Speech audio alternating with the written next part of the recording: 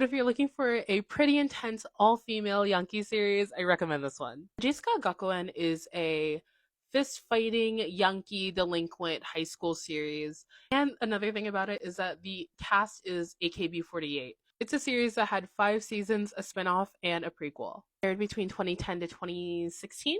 The TLDR of the show is that seasons 1, 2, 4, and 5 are pretty much a transfer student goes to Majisuka Gakuen.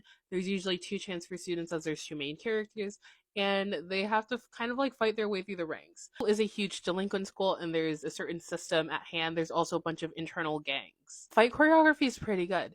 It is a television show, so there's not a huge budget behind the fight choreo, but it's pretty convincing. Like, it's bloody, they use weapons, and it's a pretty intense tone. So it's more serious than Goku-san, but less serious than like Crow Zero. Every season has a little theme song sung by AKB48. Although seasons 1, 2, 4, and 5 pretty much have a similar tone, season 3 was completely off the wall. They decided that instead of taking place at Majisuka Gakuen, as all of the other series do, it takes place at Prison Hope, which is a prison.